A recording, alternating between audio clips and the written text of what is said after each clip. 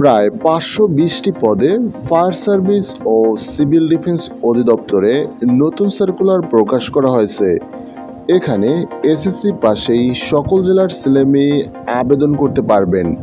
তাই ভিডিওটি না টেনে শুরু থেকে শেষ পর্যন্ত দেখুন, তাহলে সার্কুলার সংক্রান্ত খুঁটিনাটি সম্পূর্ণ তথ্য জানতে পারবেন। ভিডিওটি শুরু করার আগে ছোট একটি রিকোয়েস্ট, আপনি যদি আমার চ্যানেলে নতুন হয়ে থাকেন তাহলে অবশ্যই সাবস্ক্রাইব করুন, আর ইতিমধ্যে সাবস্ক্রাইব করে থাকলে অসংখ্য ধন্যবাদ। চলুন এবার সার্কুলার সংক্রান্ত বিস্তারিত তথ্য জেনে নেওয়া যাক। গণপ্রজাতন্ত্রী বাংলাদেশ সরকার, ফায়ার সার্ভিস ও সিভিল ডিফেন্স অধিদপ্তর, কাজী আলাউদ্দিন রোড, ঢাকা। নিয়োগ বিজ্ঞপ্তি। ফায়ার সার্ভিস ও সিভিল ডিফেন্স অধিদপ্তরের রাজস্ব খাতে অস্থায়ী ভিত্তিতে নিম্ন পদে নিয়োগের নিমিত্তে উল্লেখিত যোগ্যতা সম্পন্ন প্রকৃত বাংলাদেশি অবিবাহিত নাগরিকদের নিকট হতে অনলাইনে দরখাস্ত আহ্বান করা যাচ্ছে। পদের নাম ফায়ারম্যান, পুরুষ। বেতন ৮,৮০০ থেকে ২১,৩১০ টাকা। পদের সংখ্যা ৫১৬টি।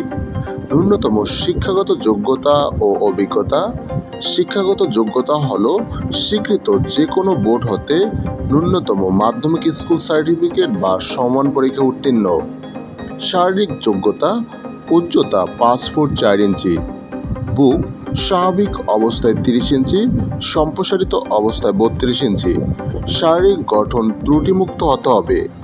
এই পদে সকল জেলার ছেলেমেয়ে আবেদন করতে পারবেন। আবেদনের নিয়মাবলী ও শর্তাবলী: প্রার্থীর বয়স ১ জুন তারিখের মধ্যে ১৮ থেকে ২০ বছর হতে হবে।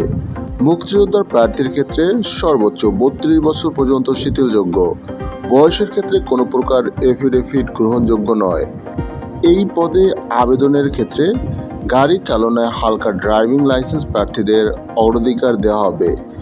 আবেদনের ঠিকানা fscd.teletalk.com.bd এই ওয়েবসাইটে গিয়ে আবেদন করতে পারবেন।